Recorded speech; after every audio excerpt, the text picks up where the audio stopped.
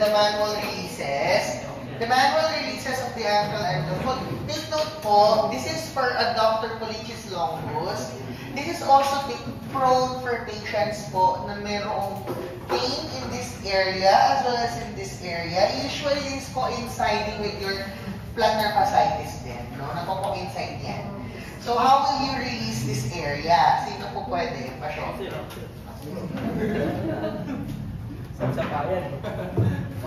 Naginis ka ba ng paa mo? Yan lang.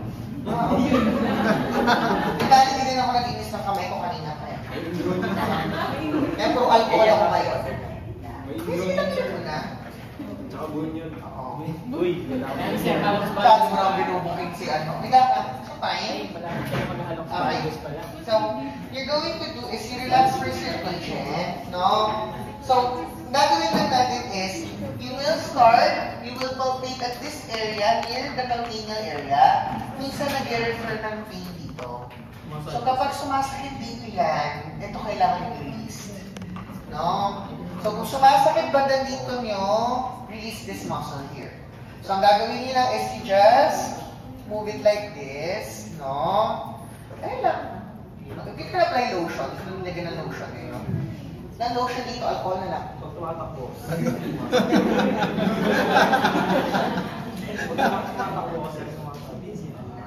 Alcohol na lang, wala akong pang lubricate eh, no? So, pwede yung gamitin lotion po talaga at naka-gloves. Hindi tamad na ako mag-gagano na yun, no? So, ganyan lang until you release your patient. Now, ganyan lang yun. So, cross-fiber massages para ma-release.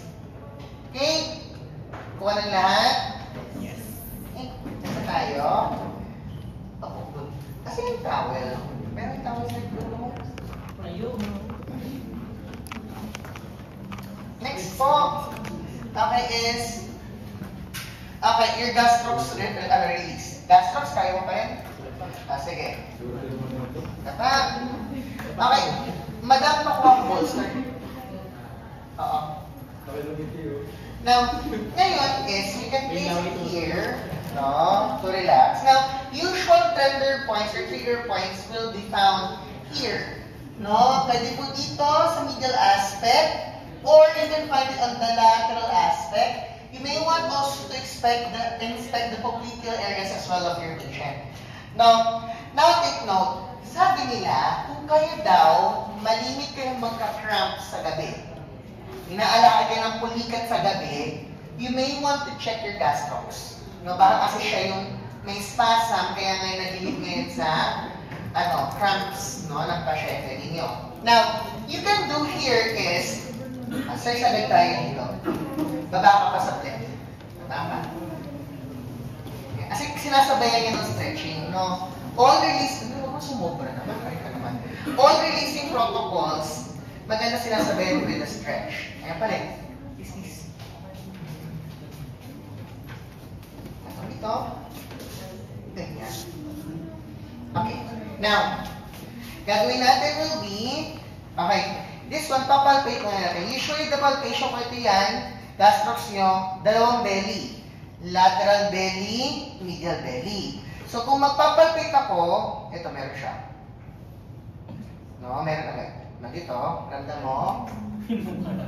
Sorry po. Ano board? Okay, ito siya, meron siya dito. So, you will release this, no?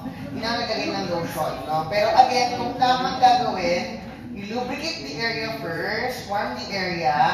Once you warm the area, you apply releasing. No? So, dito siya. Tingnan-recommend siya sa medial belly. Meron din siya dito. Hindi siya dito talaga, literally ha. Nasa pagitan siya ng gastrocs, yung laman ng gastrocs, ilalim soleus, yung pagitan nila minsan nandun natagpuan yung mga top bands niya. No? So, dito meron siya isa. Pero parang soleus na to eh. Kasi habang ginagawa niya yan, you can apply stretching here to relax further. No? Pwede yun. No, so ganyan siya. Now, another is your soleus. Sa soleus naman is, it can have trigger points here in this area. So, tatandaan niyo, etong laman na to, gastrocs, kami na sabi. Sir, plantar flex ka? Plantar flex. Umaangat yung muscle. Gastrocs to. Yung nasa, dito sa gilid, kasi ito yung gastrocs muscle belly, at ito yung fascia lang niya. So, ito na sa gilid na dalawa, this can be your soleus. So, usually, dito kayo magpapalpate, no? Kung meron man siya. Meron din siya. Ayan. Ito ba yung ano mo? May operasyon? Kaya pala. No? O, ayan. Or dito sa kabila. Ito natin din. Meron ko sa kabila. Wala na. No? Hindi dito lang sa medial side. Ganun niyo siya ipapalpate. Clear to relax. Kailangan kung gusto niyo lang naman i-target yung mga trigger point nila. Huwag kang tingisinin yan. No? So let's now do active stretches. Active stretches is number 1, stretch the gastrocs. No? Alis ka na dyan. Hindi ka pa rin mapasyente mo. Ayaw mo na? James, tululaway. Pwede naman. Sige. Now, gawin mo is, simple lang naman, you do your active stretches. Active stretches is ikaw mismo gagawa. No need na tutulungan. So this can be an home exercise instructions for your patients. Ang gagawin lang nila is they trying to lunge. No? So, paano yan? Dito ka sa harapan.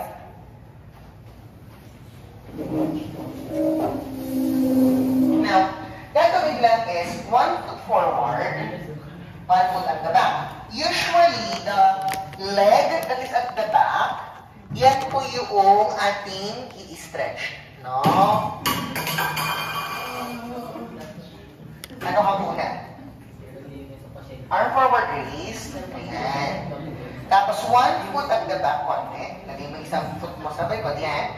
Then, put your 1 foot forward. Ayan. Now, maintain your foot, planted on the ground, lunge forward. So, ito yung i-stretch natin.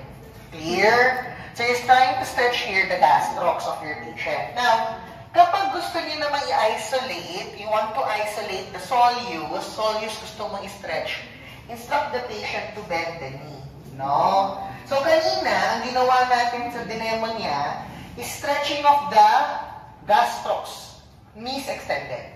But if you now plan to stretch the soleus alone, perform with the knees flexed. No? Next tayo. Now, para naman kapag nakaupo, so upo ka dito. No? Seated stretchings naman sa bahay gagawin. Tagalin mo yung sapatos mo. So, you need to use a towel.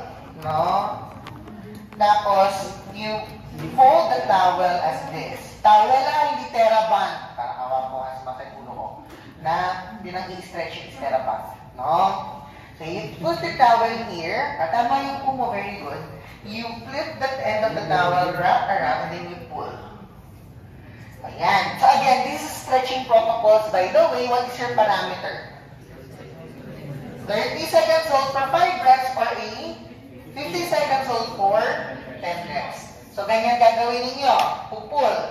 Now, kapag gusto nyo naman i-isolate ulit, you want to just do the soleus, no? You can do it in a long setting wherein, okay, you bend the knee. No? A strap on the forefoot of the leg with the knees flexed.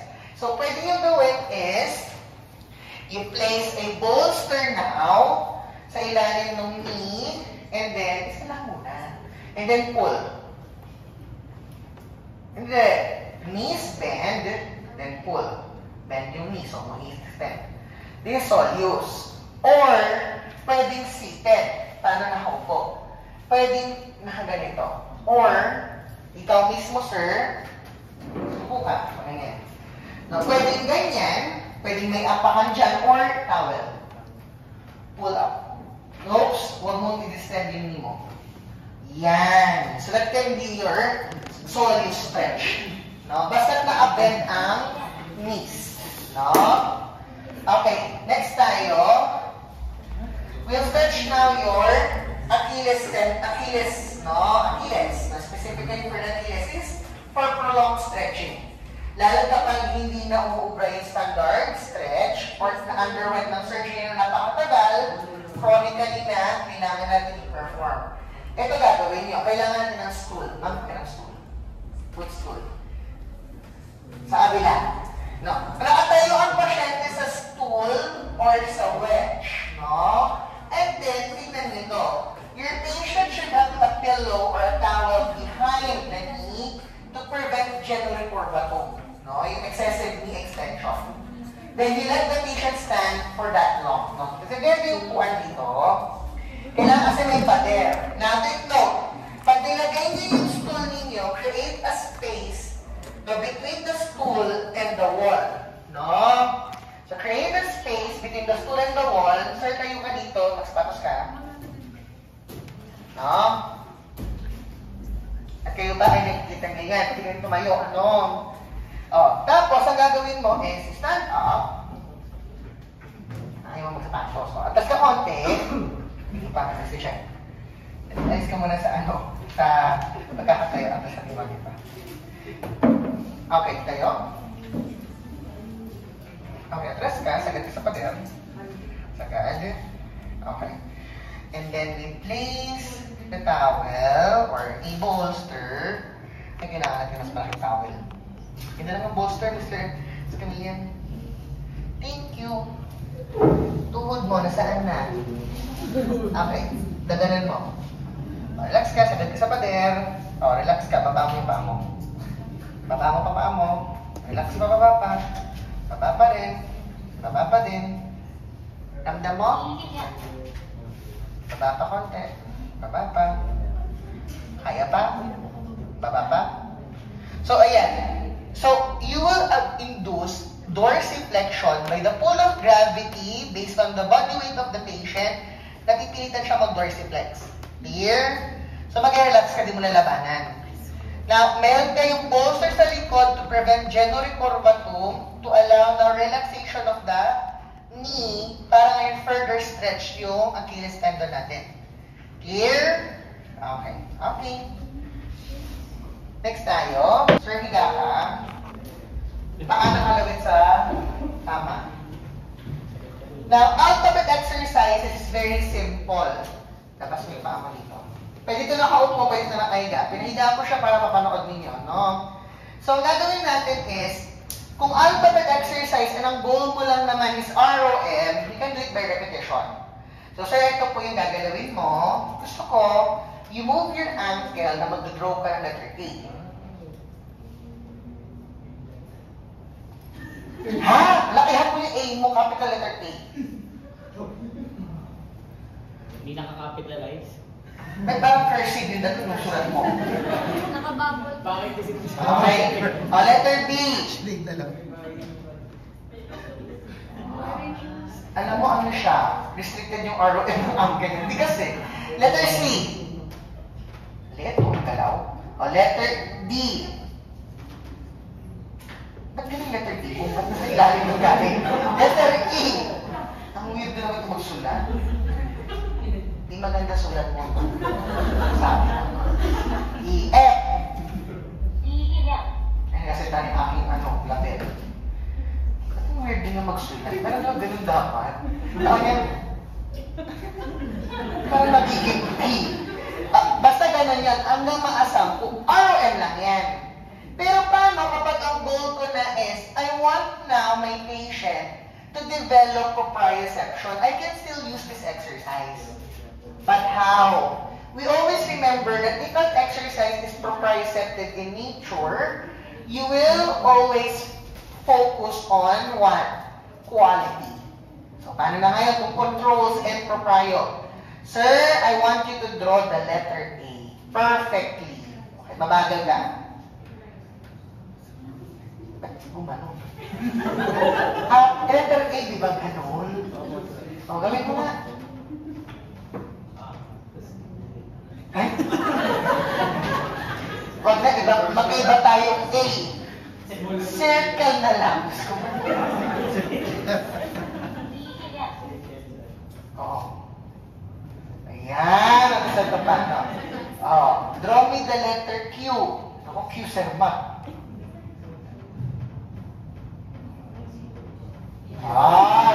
So, proprioceptive is like that, no? You're after the quality of movement, not by the number of repetition. Clear? So, pwede mong gawin yun. Gusto mo bang maging flexible ulit yung foot niya for early management? Lalo kung ayaw mo pang umapak yung pasyente, you start with the alphabet exercises. No? Also, it is a good way to promote movement of the ankle, especially if you want to promote venous return sa mga pasyenteng naka-bedridden or nakahiga. No? Next. Let's now proceed with the stretching protocols of the plantar fascia. Nagawa niyo na kanina during the lecture yung stretching. So, ganito lang din yung stretch niya. So, paano yung stretching niya? No? O, ikaw gawin mo. Nakaupo ka, di 4 ka, harap ka sa kanila. Tanggalin mo yung isang medyas mo. So, harap ka sa kanila. Di 4. So, what you're going to do yan? Usually, and the best is, you cup here, hawakan nyo dito, and then, you dorsiflex plus you pull. Meron ka o maangat. Dito. Masawakan mo dito. Lahat pero masawakan mo dito. Ayan. Batakin mo yung calcaneus mo paatras. Ayan. So that is stretching of your plantar fascia.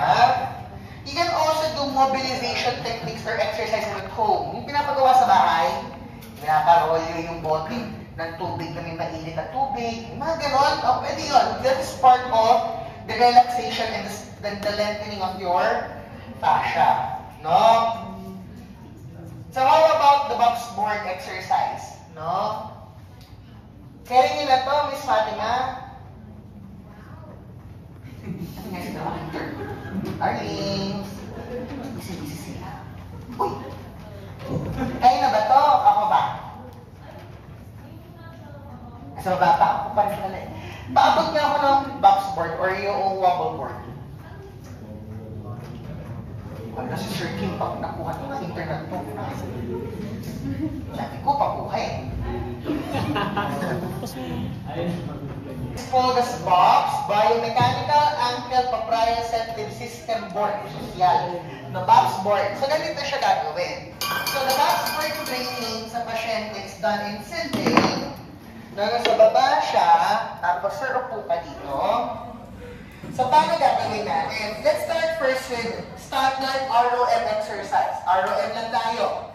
So, sir, I want you to move your foot downward, plantar, upward, dorsi.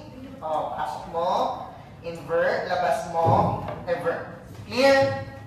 Paano kapag gusto ko nang gawin is proprioception? Sir, plantar flex mo ulit.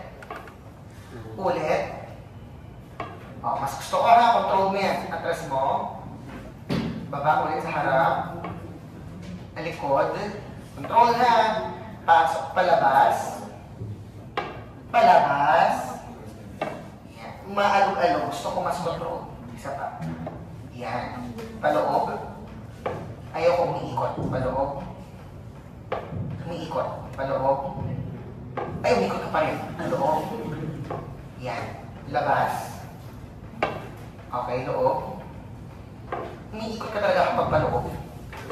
Yan. Ganun siya mag-train. Clear? You're focused on mostly on control. Paano ba naman pagtripan ng pasyente? No, hindi na magtripan. You place weights. No, to add extra challenge. No? So, pwede pa rin siyang strengthening or early strengthening.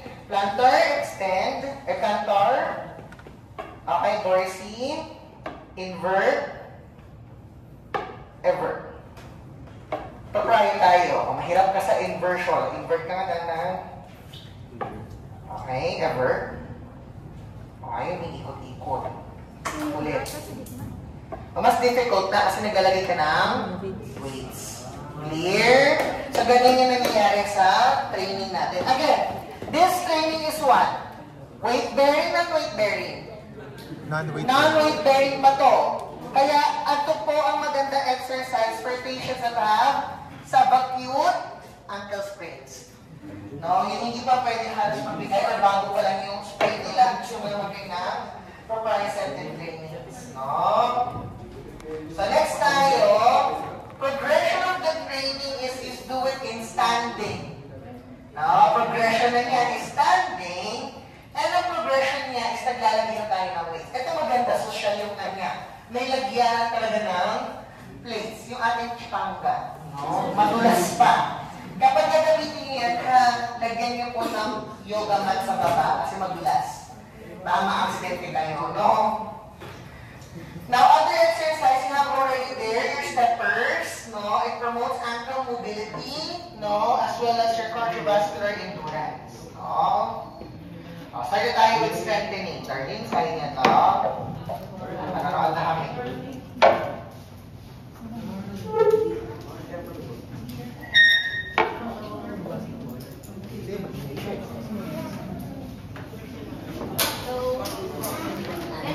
Ba, non-weight bearing yung yung dinidiscuss with her. Well, ito, strengthening.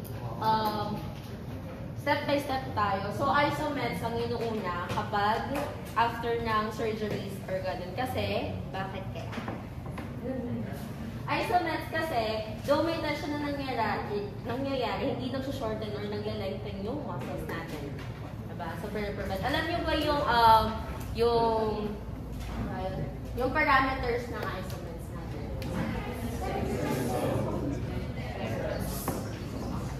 So, next na. So, inversion, madali lang naman siya. Yung medial aspect ng foot natin, pupush mo lang siya against sa pader or kahit sa... ikaw na lang.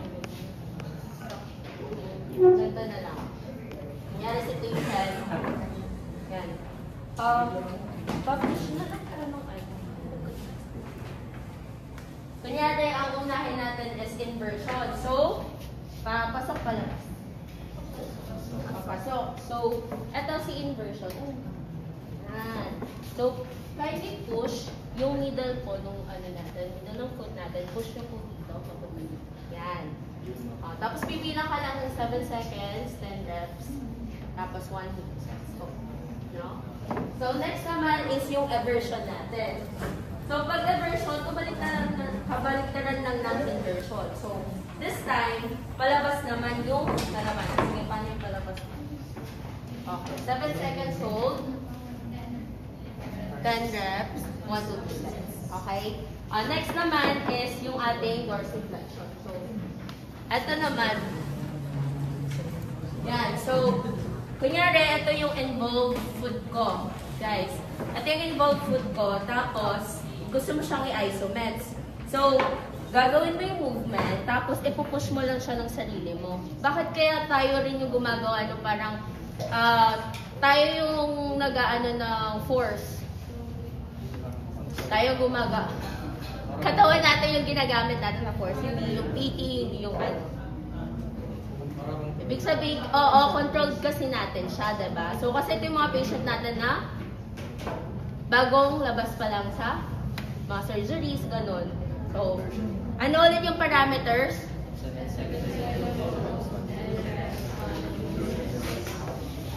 yun lang yung answer. So, next naman tayo, punta tayo sa resistance band exercises. Sir? So, ito, all things naman yung ituturo sa inyo. Pero pwede nyo siyang gawin ng naka-long sitting si patient or naka-sitting position. So, long sitting na lang para mas kita nyo sa. Yay.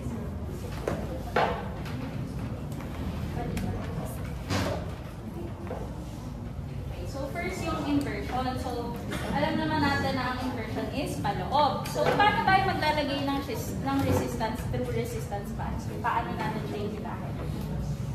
Towards inversion. So, gagawin natin. Yan. Tapos, mas maganda na mas nasa forefoot yung resistance band kasi mas mas magiging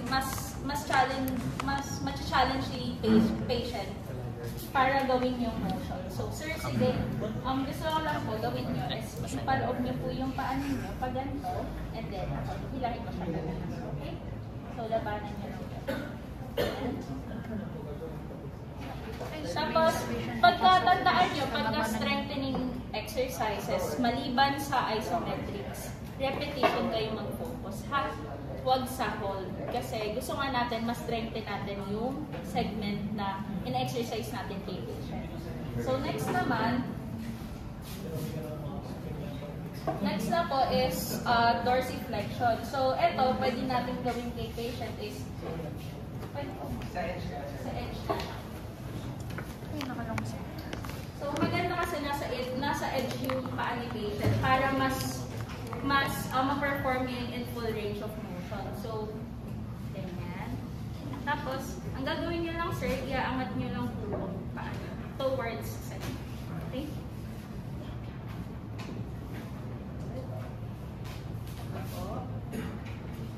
Yan. So, ang next is plantar flexion. Ito naman, pwede nyung pagawa kay patient din. So, papahawakan ko ulit. Dito ka lang siya.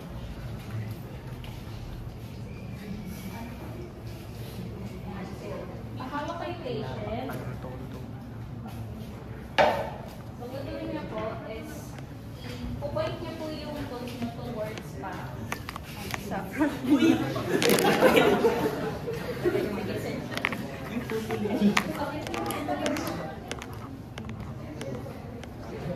So, if in case na kaya natin tinuturo yan kay patient kasi pwede niya yung gawin sa bahay. So, if wala mang resistance band, siguro pwede tayo mag-apply ng pwede natin magawa yung strengthening kapag katawal yung gamit. Next is, ito naman, to exercises. Upukan na lang, sir. So, ito, both intrinsic and extrinsic muscles yung pinapromote natin yung strength. No? So, ito, towel roll. Mostly pinapagawa to sa mga merong ankle, may plantar fasciitis. So, let's say, ito yung involved side ni patient. So, ayan. Instruct niya lang si patient na i-curl niya yung toe niya. Tapos, gamit yung towel, papunta sa foot niya mismo. Ay, sir, patanggal yung medyo. Nako, saan yun? Doon naman. Ako na, flexible. Dito na ako dyan. Alam, ibig nyo rin.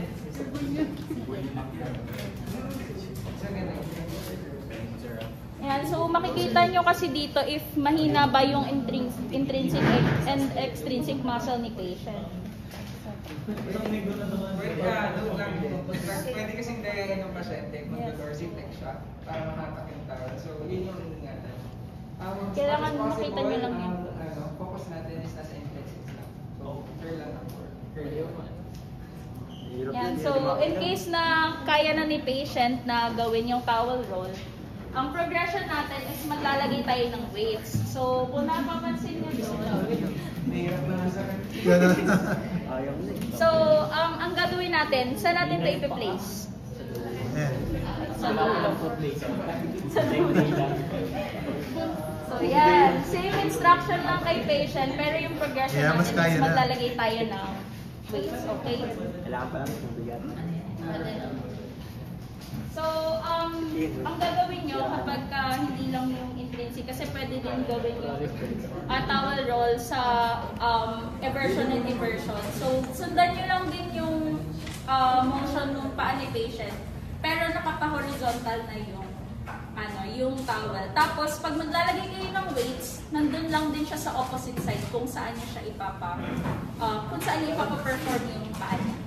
Okay, so halimbawa, inversion. So, pag ganon, paloob yung inversion. So, ang gagawin nyo, pag mag-place kayo ng weights, nandito siya sa labas para eversion yung resistance.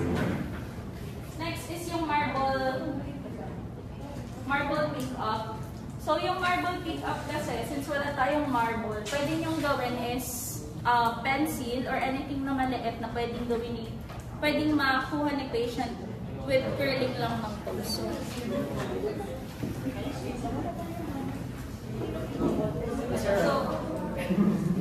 So ito, let's say, ito na lang yung so, ang gagawin nyo is instruct nyo lang si patient na kunin niya yung ball pen, gamit lang yung toes niya.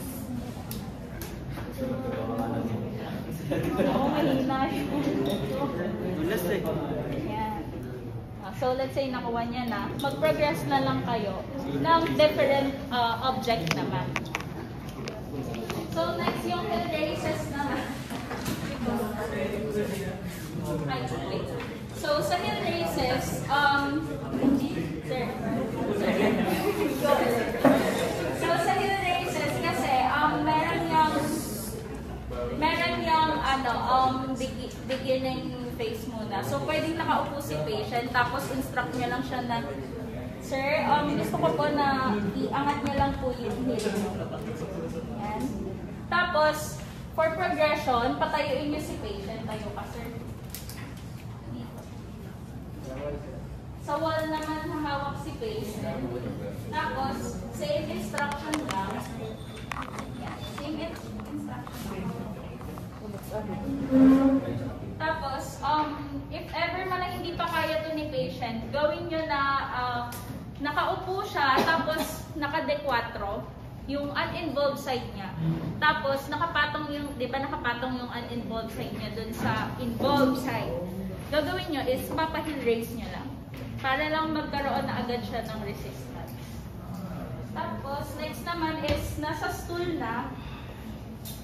Maganda kasi sana if yung tatayuan ni patient is yung inclined na stool. Sir.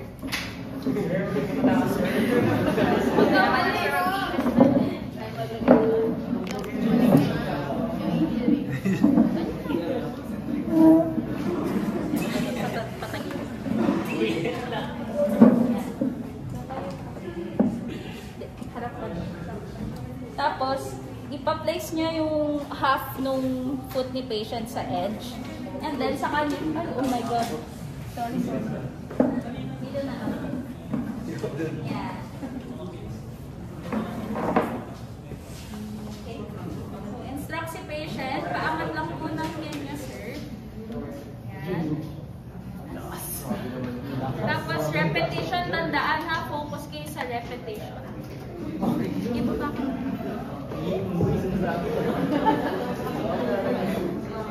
Next naman, sa clinic setting natin,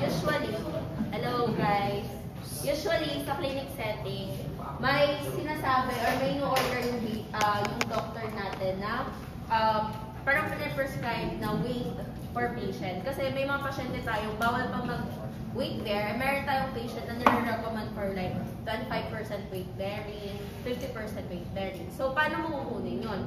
Una, aalamin mo muna yung weight ng patient. For example, 100 kg si patient. Ano ang 50% ng 100? 50. So, 50 yung ilalagay, 50 yung aim mo dito sa weights. Kaya, for example, yung patient natin, mas maganda saan mag-eat kapag may mga ganitong protocol. Kunyari, yung mga bawal, precautions for fall. Saan tayo maganda mag-eat? Sa parallel bar. Tapos, naka-gargle ang patient. So, for example, dito, sir. Ang position ni PT saan? Nasa? Posterolateral. Yun, very good. Nasa posterolateral. Yan. Nasa posterolateral. Pagdating tayo ni patient.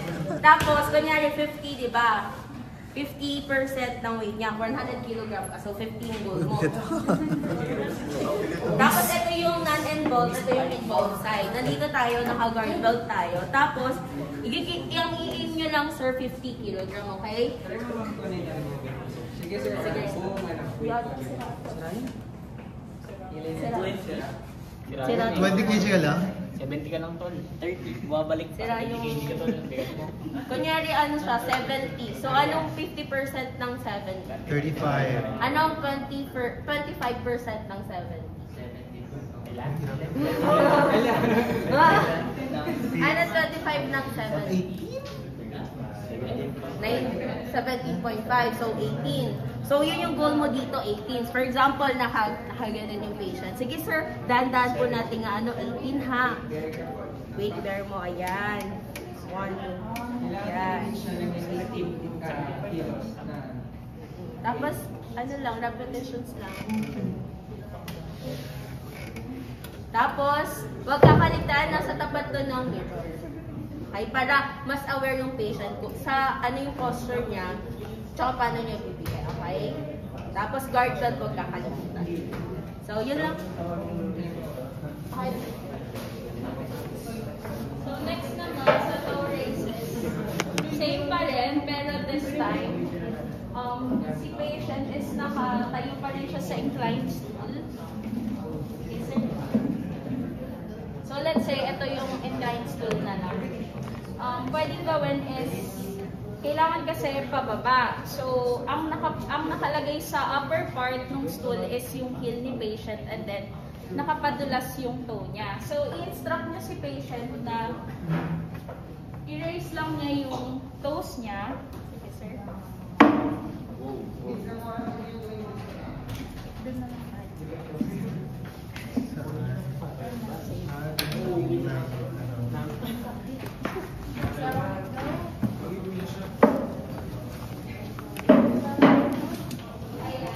Oops, sorry.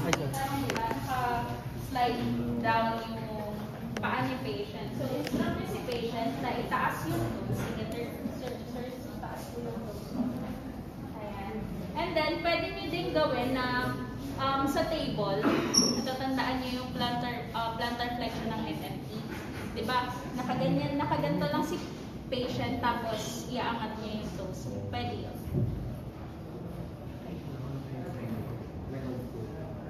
Walang hold, di ba, focus kayo sa repetition pagka-strengthening. Except lang kapag ka-isometric, kasi yung isometric may hold siya ng 7 seconds.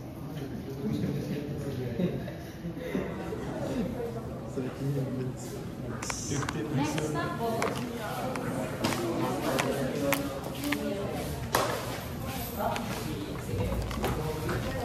Umiyak ka na naman, Eri.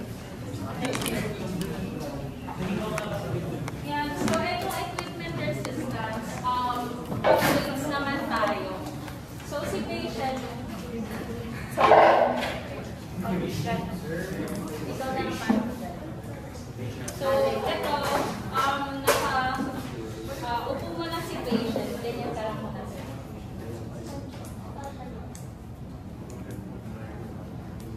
Yan. So, ito naman for dorsiflexion, ilalagay natin yung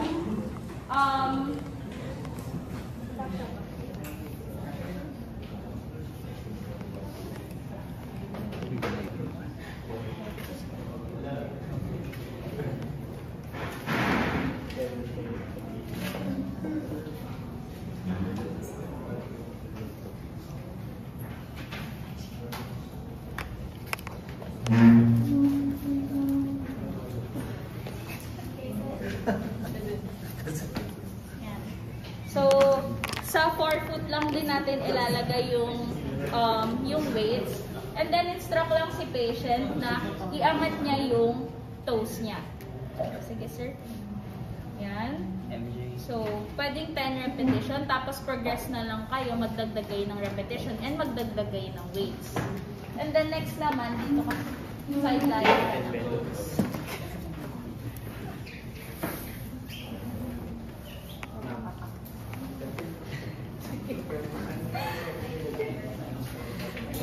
Kailangan nasa ipatiklop na lang po. Tapos, ang gagawin is, for eversion, palabas naman. Yan. Yan. Ganyan. Ganyan, ha? Tapos, kapag tandaan niya, hindi maintindihan ni patient, syempre, kayo yung mag-perform sa harap niya para alam niya. Kasi, hindi lang naman repetition or strengthening yung gusto nating ma-promote kay patient. Gusto nating makita yung quality kung paano niya ginagawa yung motion. Hindi, kasi strengthening na tayo. Yeah, pwede naman. Pwede yung maglagay ng bolster dyan. Pwede, sir. Pwede pa rin. Tapos, next is, pagka, eto dito, yung kabila. Ha? For inversion naman, Ganyan yung inversion. basa yung paa. Yan, so for inversion naman, di ba naka-dangle pa rin yung paa ni patient. Sige sir, papasok naman po pa. Yan. Pero ano nyo ha, baba nyo pa ng konti. Thank you sir. Upo na lang po siya. Ayaw na niya maging pasyente.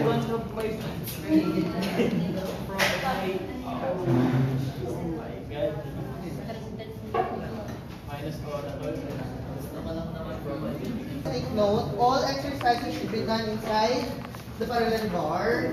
You start first with a bilateral stance, pareho, no? And then you follow with a single leg, no? Prepare din ng phone. No? Sample tayo. Habang pinaprepare yung gamit, now take note that stability exercises are coincide with proprioceptive. So nag-start kayo ng proprioceptive training with your patient, follow up that with stabilization, especially if your patient now are able to stand up. No, nakakatayo na. No, now, kapag ginanyan nyo ang pasyente, take note that the patient still needs to wear a guard belt. No? Kasi in the event na mawalan siya ng balanse, mas may mahahawakan kayo, hindi yung damit ng pasyente. No? Kasi baka mahubaran nyo yung pasyente kung nalaglag. No? So, para po may mahahawakan kayo with your patient. No? Ikaw pa rin ba pasyente? Ako sir. Bawa naman ito si ano. Kaya mo? Kamusta na yung tuhod mo? Mas stable naman yung stability niyan? Sir, very good. Try natin. Nasaan na yung mga bata? Nasaan na yung mga dalawang? Kukunin lang naman yung bossable. Ay, bossable.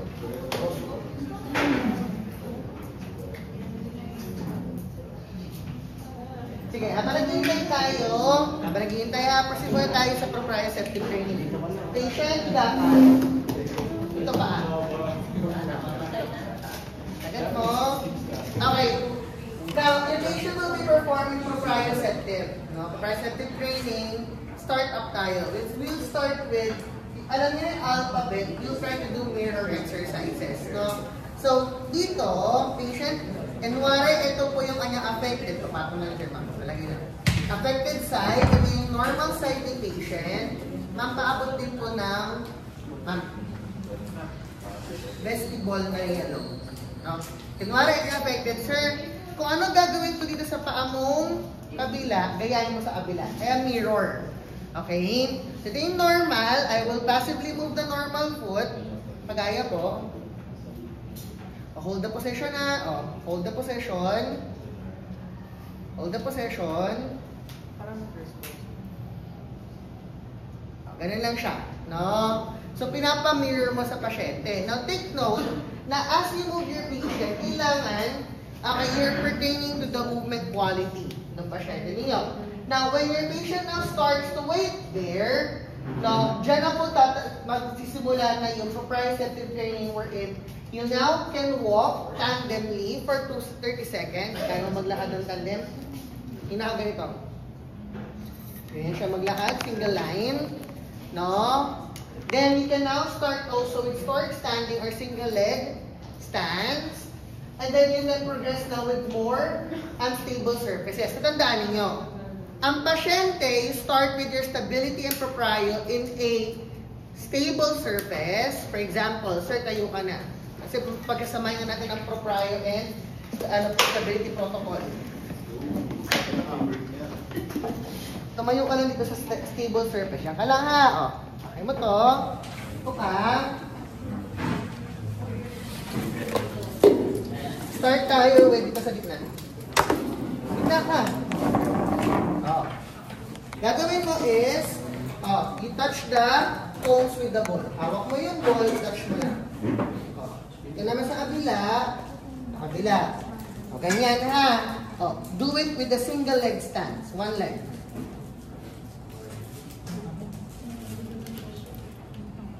Okay. Gawin natin with this one. Wait lang ha, baka pumpog ka dito eh.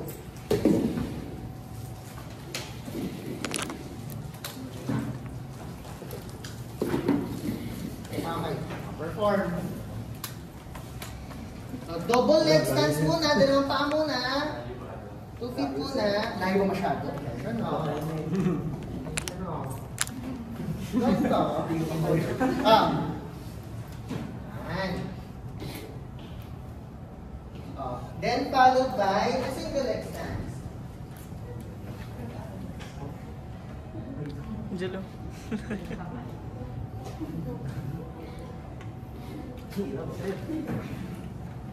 So again, everything, start kayo muna inside parallel bago ilabas. No? And also again, when you're doing this, patient should be wearing a guard belt. Kasi kunwari kung may guard belt, tagal-tagal kasi ako kumuha ng guard belt. Ito lang guard belt. Oh, okay ka. Ako as a equine therapist, sige sir, forward. Oh, kabila. Kabila. Kaya may guard belt. Here. Kasi you can guard your patient. Hanggang bawasan mo na yung guarding mo and assistance. Now, buha. That will be your proprioceptive and stability protocols with your patient. Another technique, you can utilize a trampoline. You can also utilize a bolster. Tatapakan niya. Basta usapan, start your training on a stable surface, progress to a non-stable surface. Another thing that you can also utilize is your star excursion exercise. Also known, pwede din yung gamitin siya sa form of assessment. How can you do a star excursion? Star excursion kasi is, if you're going to utilize it as a training protocol for the ankle, no, you place markers. Fascia ba ito? Ano kulang? Kulang siya.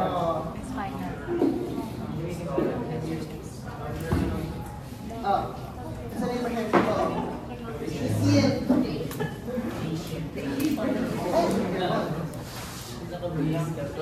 Big mo na lang ang ball. Gagawin niya is, ganyan siya. 1, 2, 3, 4, 5, 6. Here, the star excursion. Pwede. So, ang gagawin ko lang is, I'm gonna place a guard belt to the patient. Sige sir, go!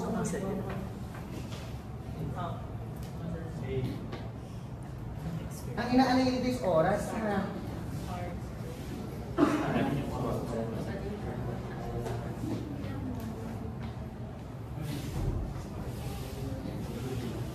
Oh, wala, ulit. Simula. Hanggang sa pasyon. Kasalanan mo yun. Kailangan mahaba binti mo. Abot, bend your knee. Bend your knee. Touch. Oh. Hindi ko eh. Yan ay yung dasal. Nakuha. Huwag kasi nilalayo. Top lang kasi dapat. Sir, anong oras yan? Ano kasi siya? Ang maganda dyan is, the star excursion can be utilized as an assessment and treatment. Sa totoo talaga, ang gagawin mo dyan, as an assessment, you measure the distances created by the patient by making the points. For example, kung gagawin mo siya assessment sa pasyente, kunwari ito yung center ng star. Measure mo yung distance dito, gawin yan dito, dito, dito, dito, dito, dito, dito. Sukatin mo lahat yung layo. Clear? Para alam mo, ano ang start-up ng pasyente. Now, you place now cones dito para sa training mo na. Or, pwede mo lang naman lagyan ng marka yung lupa. And then, what you're going to do now is, instruct your patient to again perform the test ng paulit-ulit. Ng fast as he can. Without losing balance and with control. Ganun lang. No?